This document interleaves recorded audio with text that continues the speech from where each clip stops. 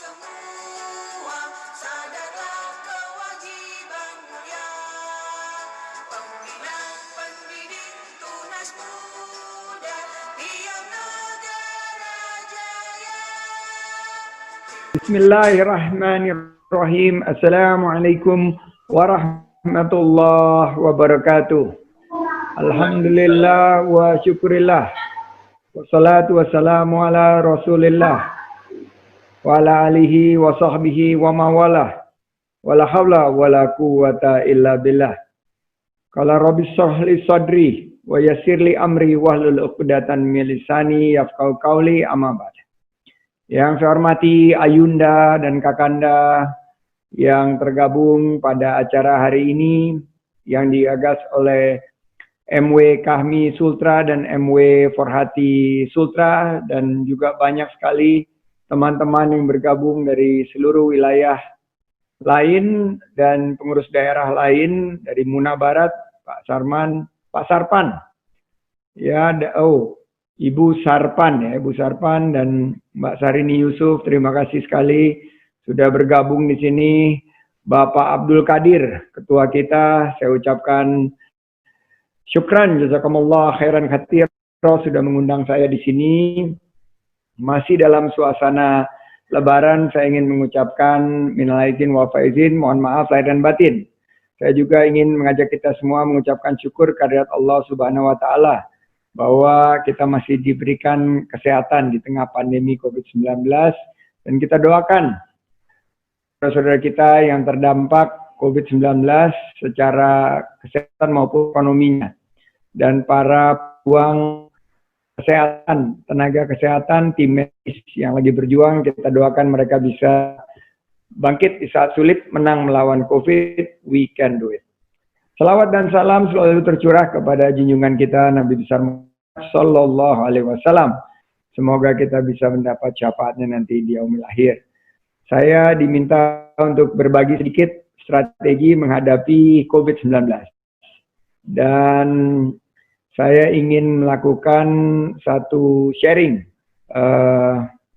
yang mungkin bisa membangkitkan semangat dari rekan-rekan di tengah kesulitan yang ditimbulkan oleh pandemi ini. Pertama, tentunya kita harus melihat bahwa ini adalah takdir Allah Subhanahu wa taala. Pandemi ini merupakan takdir terbaik, dan pada saat sekarang mungkin kita bisa mendapat hikmah. Saya juga dilahirkan sebagai pengusaha karena krisis tahun 97. Saya kehilangan pekerjaan, kehilangan mata pencarian, saya di PHK. Justru itu cara Allah untuk mengubah jalur hidup saya dari tadinya seorang pegawai kantoran, memulai usaha dari usaha yang sangat kecil. Kami bertiga saja.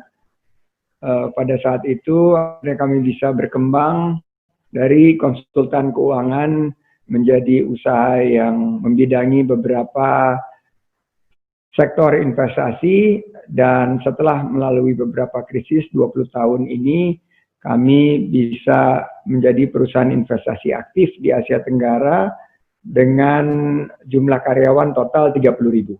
Nah, ini merupakan satu hikmah yang berujung berkah, yang berawal dari musibah.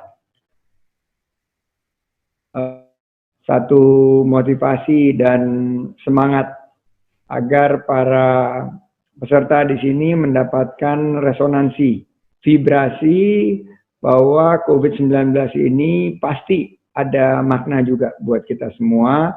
Bagaimana kita bisa percaya bahwa badai ini segera berlalu. Allah Subhanahu wa taala tidak akan mencoba suatu kaum di luar batas kemampuannya, dan juga di balik kesulitan ini akan ada kemudahan-kemudahan. Nah, UKM ini adalah mayoritas dunia usaha Indonesia. Pelakunya 99% lebih. UMKM, startup, dan pengusaha kecil adalah mayoritas 99% lebih adalah UMKM. Dan kalau kita bicara lapangan pekerjaan, Ternyata 97% dari lapangan kerja itu dihasilkan oleh para UMKM. Perusahaan besar nikel yang ada di Morowali maupun di daerah lain, termasuk juga pengusaha aspal besar di Buton. Itu hanya 3%. Tapi UMKM Indonesia total 97%. Jadi kalau kita datang ke Kendari, saya kebetulan terakhir di Kendari ini awal tahun, kita melihat mungkin hotel-hotel besar itu cuma 3%. Tapi justru UMKM yang saya makan di depan Teluk yang ada masjid terapungnya itu adalah 97% dari lapangan kerja kita.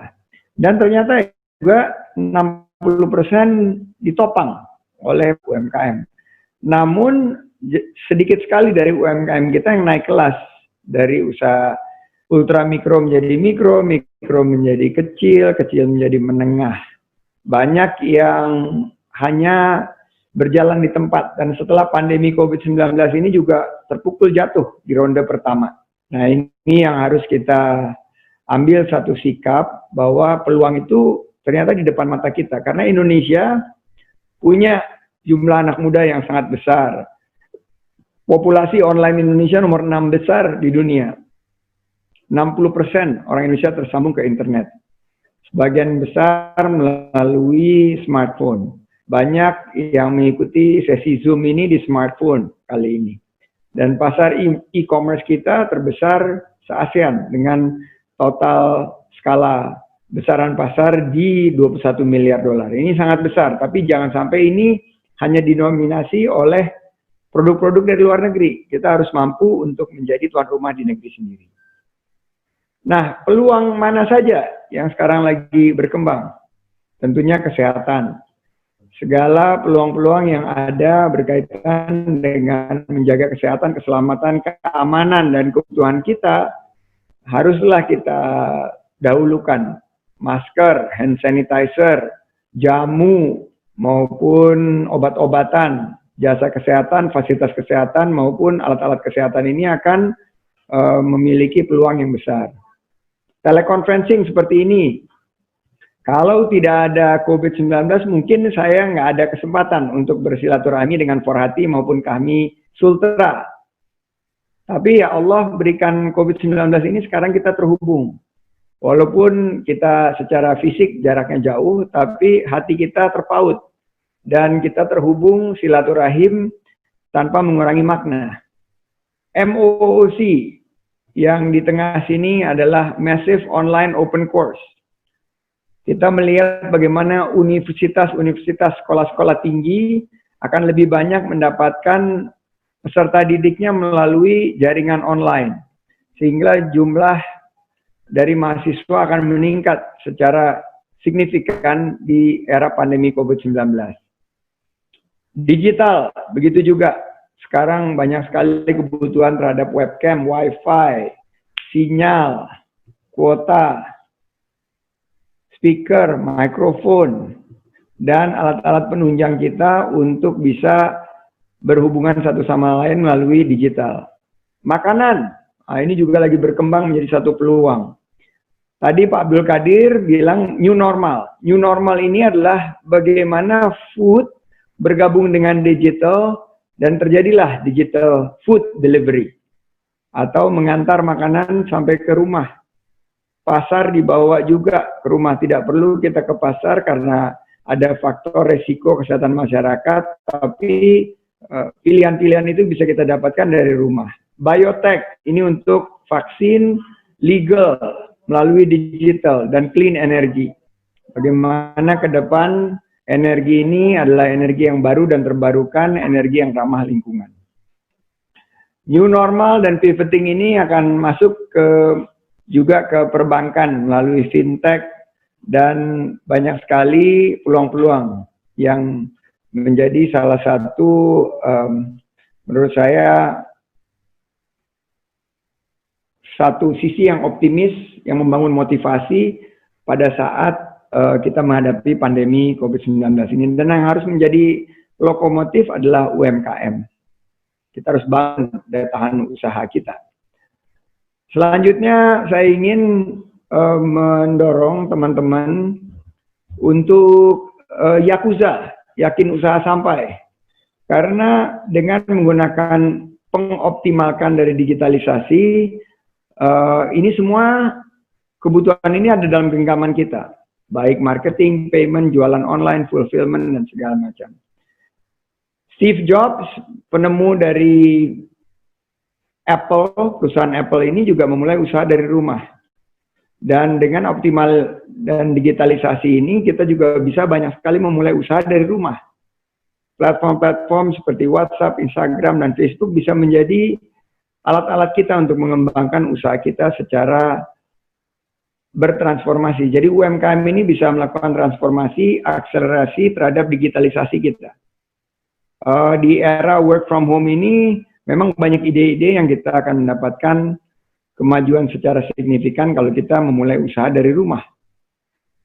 Merek-merek terkenal, Facebook, Apple, Netflix, maupun Google, semua juga dimulai dari rumah. Nah, ini adalah cara kita untuk melihat apa kebutuhan masyarakat. Ini 100 kategori yang bertumbuh di saat pandemi COVID-19. Jadi kalau ini bisa saya besarkan ya. Yang pertama ini adalah di bidang disposable gloves atau sarung tangan. Ini banyak permintaan yang naik sampai 7 kali lipat. Alat-alat dapur naik juga. Obat-obatan, terutama obat-obatan flu ini naik. Makanan cepat saji, makanan frozen food ini juga naik. Beras, wah permintaannya juga tinggi. Makanan tadi yang seperti buah-buahan juga naik permintaannya. Alat-alat olahraga di rumah juga naik. Dan susu maupun beras tadi saya sudah sampaikan, dan alat-alat kebersihan. Nah, bagaimana caranya kita memulai? Ya, kita harus memastikan bahwa dalam 1 jam kita memulai usaha ini, kita bisa mendapatkan kebutuhan masyarakat 20 menit, 10 menit kita buka rekening di payment online, 5 menit kita bangun brand sendiri. Banyak anak-anak HMI, baik yang senior maupun yang junior, punya ide yang fantastis. Saya juga tergabung Kamipreneur untuk mendorong entrepreneurship di kalangan anak-anak muda. Setelah itu buka toko online di marketplace, hanya butuh 5 menit. Jadilah reseller dan dropshipper daripada beberapa produk-produk yang dibutuhkan tadi. Dan kita bisa promosi melalui online lewat WhatsApp maupun Instagram itu 15 menit. Jadi total 1 jam kita bisa amati, tiru, dan modifikasi. Luar biasa pertumbuhan yang bisa dilakukan pada saat pandemi COVID-19 jika kita memiliki kemauan, kita memiliki satu dorongan, motivasi untuk membangun optimisme bagaimana kita membangun bangsa di tengah-tengah pandemi COVID-19 ini. Bagaimana memulai usaha setelah COVID-19 mulai ada relaksasi PSBB? Inilah yang selalu saya berikan petanya. Cari yang resiko kesehatan masyarakatnya paling rendah, tapi memiliki dampak ekonomi yang paling besar. Jadi kalau kita lihat, yang paling rendah risiko kesehatan masyarakatnya adalah di bidang-bidang konsumsi. Sementara UMKM lah yang paling banyak menggerakkan ekonomi kita. Jadi ini yang saya sebut sebagai go zone. Tetap saja cari faktor risiko kesehatan masyarakat yang terendah. Jadi itu yang ingin saya sampaikan. Jangan lupa terus berolahraga. Tidak keluar rumah bukan artinya tidak berolahraga, tetap mendapatkan sinar matahari dan tingkatkan imunitas kita untuk menghadapi pandemi COVID-19 ini. Saya yakin kalau kita berusaha dengan ikhtiar kerja keras, kerja cerdas, kerja tuntas, dan kerja ikhlas, Mudah-mudahan kita bisa bertahan di tengah pandemi COVID-19 ini dan justru kita menangkap peluang. 10-20 tahun yang akan datang kita akan menengok tahun 2020 ini sebagai tahun yang membuka begitu banyak wawasan bagaimana kita bisa mandiri membangun ekonomi kita sendiri. Sukses untuk kita semua. Wassalamualaikum warahmatullahi wabarakatuh.